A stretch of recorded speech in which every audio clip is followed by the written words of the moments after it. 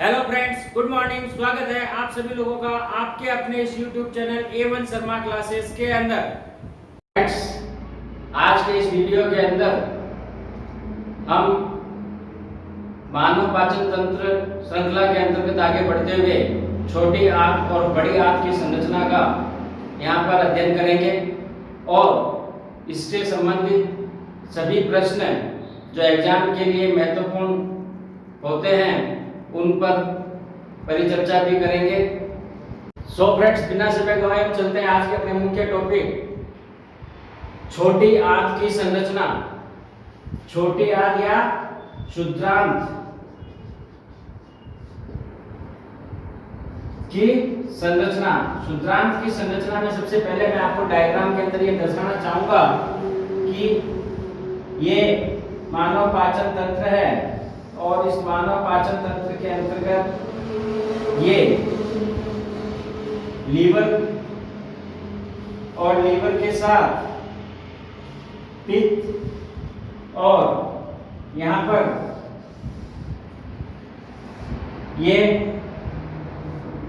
अग्नाशय उपस्थित होते हैं। ये पित्ताशय और ये यकृत और ये आमाशय। तो इस आमाशय से का अंतिम जो खंड होता है, जो अंतिम भाग होता है, इस भाग के ऊपर यहाँ पर जठर निर्गम द्वार उपस्थित होता है।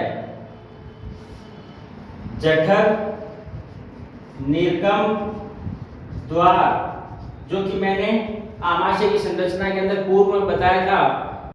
डायग्राम के अंदर आपको जठर निर्गम द्वार के पश्चात जो यू आकार का जो स्ट्रक्चर दिखाई दे रहा है, ये यू आकार का स्ट्रक्चर जो होता है वो ग्रहणी कहलाता है। यानी क्षुद्रांत का प्रारंभिक भाग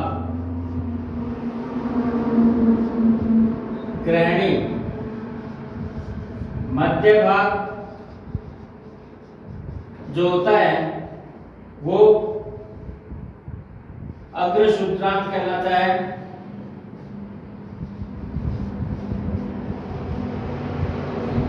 और अंतिम जो भाग होता है इसका क्षुद्रांत का, वो अंतिम भाग क्षुद्रांत कहलाता है। इस प्रकार से क्षुद्रांत या छोटी आंत जो होती है वो 3 खंडों के अंदर विभक्त होती है। ये 3 खंडों की कुल लंबाई जो मैंने पूर्व बताई थी आपको कि 3 मीटर होती है। 3 मीटर के अंदर जो ग्रहणी वाला जो भाग होता है, यू आकार का जो पोर्शन आपको यहाँ दिखाई दे रहा है, इस यू आकार के पोर्शन के अंदर की जो लंबाई होती है वो 25 सेंटीमीटर होती है। और अग्र क्षुद्रांत की लंबाई 1 मीटर और क्षुद्रांत की जो लंबाई होती है वो 1.75 मीटर होती है। इस प्रकार से ये कुल 3 मीटर की लंबाई में उपस्थित होती है जीवित अवस्था के अंदर। इसके बाद हम इसी क्रम में आगे बढ़ते हैं कि ग्रहणी के अंदर कुछ विशेष प्रकार की कोशिकाएं पाई जाती है। उन कोशिकाओं को ब्रूनर सेल कहते हैं। ब्रूनर कोशिका। इन कोशिकाओं का जो मुख्य कार्य है वो है श्लेष्मा का स्राव करना।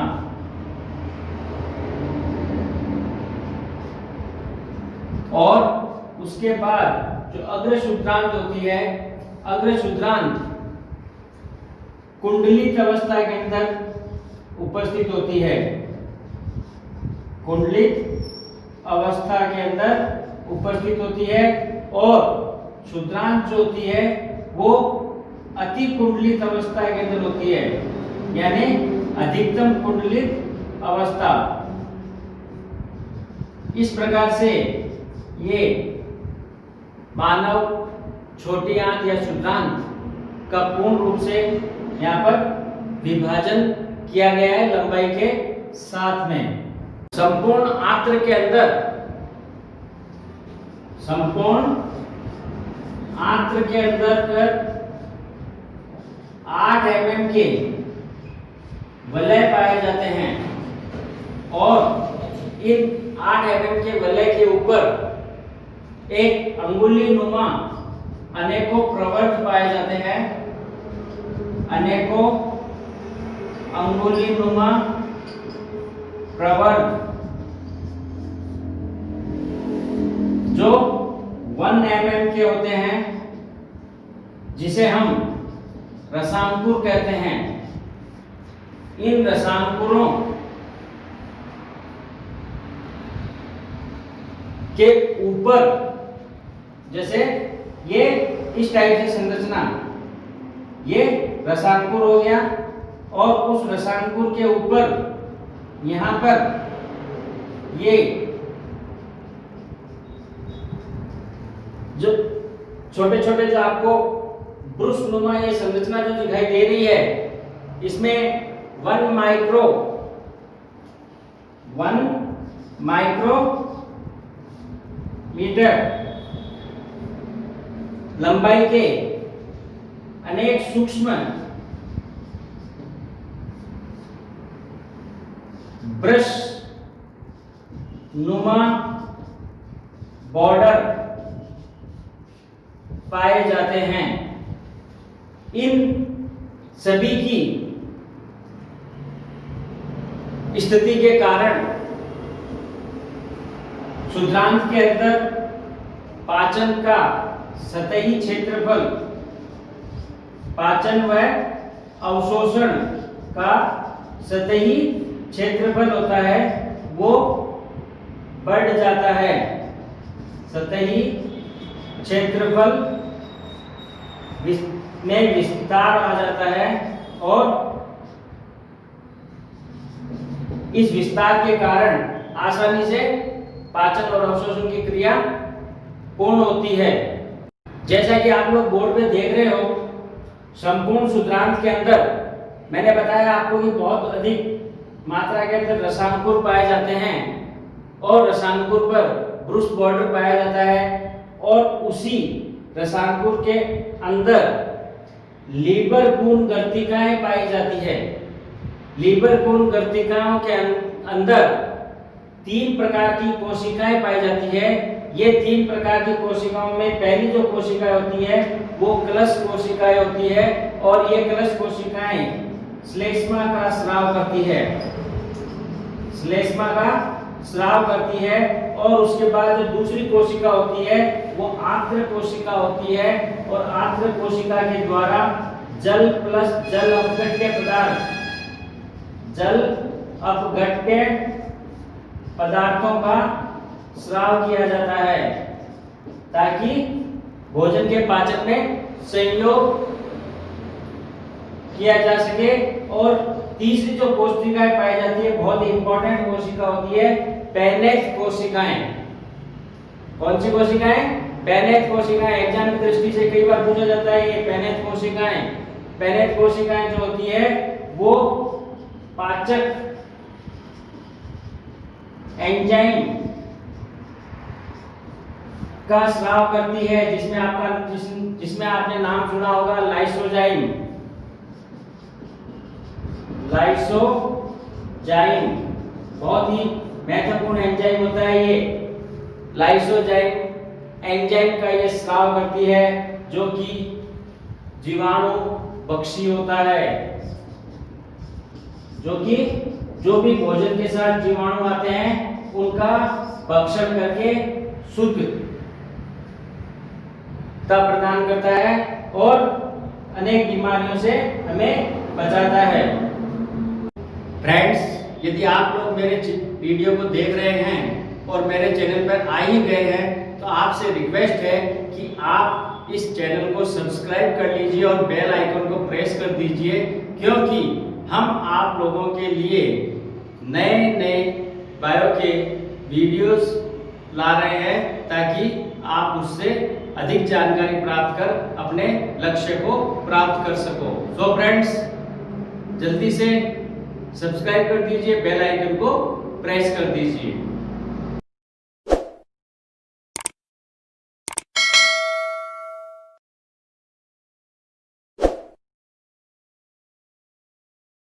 मानव पाचन तंत्र के अंतर्गत इस श्रृंखला में हम आगे बढ़ते हुए हमारा नेक्स्ट पॉइंट जो है वो आता है बृहदांत्र। बृहदांत्र या बड़ी आंत, दोनों नाम से इसको जाना जाता है। बृहदांत्र आहार नाल का अंतिम भाग होता है। आहार नाल का अंतिम भाग। आहार नाल का अंतिम भाग होने के साथ साथ अगर हम इसकी लंबाई पर ध्यान दें तो इसकी लंबाई 1.5 या 1.5 मीटर होती है और बृहदांत्र का व्यास जो होता है वो क्षुद्रांत की अपेक्षा अधिक होता है। इसी कारण इसे बृहदांत्र कहा जाता है। बृहद यानी बड़ा व्यास। इसकी हम भागों की अगर बात करें तो बृहदांत्र, संपूर्ण जो बृहदांत्र होती है यह 3 भागों के अंदर बटी होती है। प्राथमिक जो इसका खंड होता है, यह प्राथमिक खंड उंडक कहलाता है या अंधनाल के नाम से भी इसको जाना जाता है। अंधनाल या उंडक। दूसरा जो इसका खंड आता है द्वितीय खंड। यह द्वितीय खंड बृहदांत्र के नाम से जाना जाता है और तृतीय जो इसका खंड आता है, जो आहार नाल का या बृहदांत्र का अंतिम खंड होता है, यह खंड मलाशय के रूप में जाना जाता है। बृहदांत्र के प्राथमिक खंड जो है या उंडक या अंधनाल की अगर हम बात करते हैं तो यह छोटी आंत और बड़ी आंत, छोटी और बड़ी आंत्र के संधि तल पर, बड़ी आंत्र के संधि तल के ऊपर एक बंद कोश उपस्थित होता है। ये बंद कोश जो उपस्थित होता है यह उंडक के सिरे पर, उंडक के सिरे पर एक अंगुली नुमा प्रवर्त होता है। अंगुली नुमा बंद प्रवर्त होता है और इस बंद प्रवर्त की अगर हम लंबाई देखते हैं तो इसकी लंबाई जो होती है वो 8 सेंटीमीटर और इसका जो व्यास होता है ये व्यास 1 सेंटीमीटर का होता है। इस बंद अंगुली नुमा प्रवर्त को कृमि रूपी परिशेषिका के नाम से जाना जाता है। कृमि रूपी परिशेषिका के नाम से जाना जाता है, जो एक अपेंडिक्स के नाम से हम इसको जानते हैं। अपेंडिक्स के नाम से इसे जाना जाता है। यह अपेंडिक्स मानव के अंदर एक अवशेषी अंग के रूप में जाना जाता है। बहुत ही महत्वपूर्ण प्रश्न है ये। अवशेषी अंग के रूप में ये जाना जाता है। इसके बाद बृहदांत्र के हम द्वितीय खंड के ऊपर चर्चा करें तो बृहदांत्र का जो द्वितीय खंड है वो 3 भागों के अंदर बटा होता है। इसके 3 भाग होते हैं और यह 3 भाग आरोही, जो पहला भाग होता है वो आरोही होता है, दूसरा भाग होता है वो अनुप्रस्थ होता है और जो तीसरा इसका जो भाग होता है यह तीसरा भाग अवरोही होता है। और इसके साथ तृतीय खंड के ऊपर हम पहुंचते हैं तो इसका तृतीय खंड जो मैंने आपको बताया है कि मलाशय के रूप में उपस्थित होता है, जहां पर अपशिष्ट पदार्थों का संग्रहण किया जाता है और एक निश्चित समय बाद उसका गुदा के द्वारा त्याग कर दिया जाता है। तो यह मलाशय जो होता है एक थैली नुमा संरचना होती है और यह मलाशय गुदा के द्वारा बाहर की ओर खुलता है। गुदा के चारों ओर 2 अवरोधनी उपस्थित होती है। 2 अवरोधनी उपस्थित होती है। इन 2 अवरोधनियों में जो आंतरिक अवरोधनी है ये आंतरिक अवरोधनी वो होती है चिकनी पेशी युक्त, चिकनी पेशी युक्त संरचना होती है। और जो बाह्य अवरोधनी होती है वो रेखित पेशी युक्त संरचना होती है, रेखित पेशी युक्त संरचना होती है। इस प्रकार से हम इस संपूर्ण बृहदांत्र जो मानव पाचन तंत्र का अंतिम भाग होता है इसका मैंने आपको यहाँ पर अति शॉर्ट रूप के अंदर आपको यहाँ पर मैंने समझाया है। इसमें आपको एक विशेष चीज ये भी ध्यान रखनी है कि मानव की बृहदांत्र एक ऐसी बृहदांत्र है जिसके अंदर सहजीवी जीवाणु भी उपस्थित होते हैं।